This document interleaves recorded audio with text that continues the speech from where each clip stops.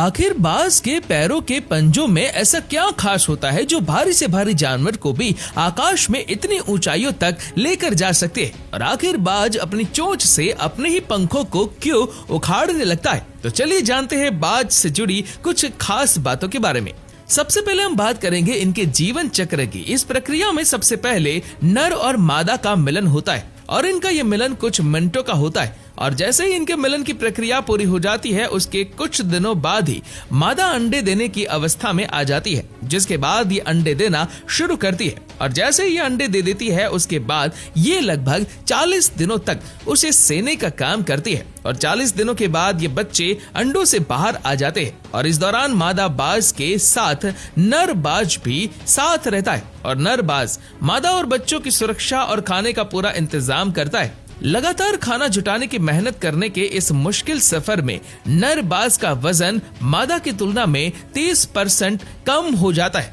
वैसे बाज की अधिकतर प्रजातियों में मादा बाज नर की तुलना में 25% अधिक बड़ी होती है और इस तरह ये बच्चे 3 महीनों तक अपने घोंसलों में अपने माता पिता के साथ रहते हैं और इस समय के दौरान धीरे धीरे इनके शरीर में अंग विकसित होने लगते हैं और जैसे ही 4 महीनों का समय पूरा हो जाता है तो नर बाज अपने बच्चों को आकाश में बेहद ज्यादा ऊंचाई पर ले जाता है और ये बच्चे के लिए एक कड़ा इम्तिहान होता है, क्योंकि नर बाज अपने बच्चों को आकाश में बेहद ज्यादा ऊंचाई पर ले जाकर नीचे छोड़ देते हैं और नीचे गिरने के भय से ये बच्चे उड़ना सीख जाते हैं और इस तरह ये लगभग 2 से 3 सालों में पूरी तरह से वयस्क हो जाते हैं। उसके बाद उनके सिर और गर्दन पर शानदार बाल विकसित हो जाते हैं और इनकी नजरें भी तेज और तीखी हो जाती हैं। साथ ही इनका पंख 7 फीट तक लंबा हो जाता है और इनके पंजे नुकीले और खतरनाक मौत के पंजों में बदल जाते हैं।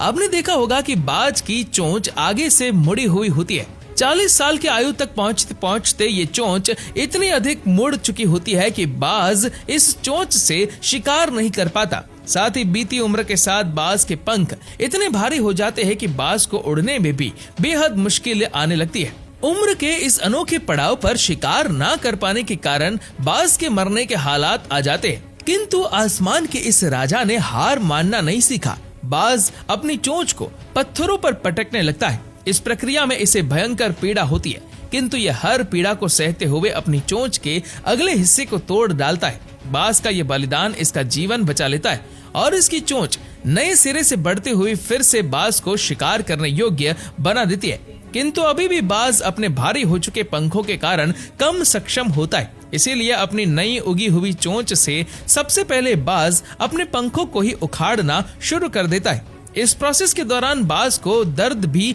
बहुत होता है, किंतु आसमान पर राज करने वाला बाज अपने उसी आसमान को फिर से हासिल करने के लिए सारा दर्द सहता है। बाज को अपने इस बलिदान और तपस्या का फल मिलता है और अगले कुछ महीनों में इसके नए और बेहतर पंख उग जाते हैं, जिसके दम पर ये बाज एक बार फिर से आसमान की ऊंचाई हासिल करता है। बाज की दूसरी और खूबियों में से एक खूबी है इसकी तेज नजर। वैसे तो अधिकतर पक्षियों की नजरें बेहद तेज होती है, लेकिन बाज का इस मामले में कोई मुकाबला नहीं कर सकता।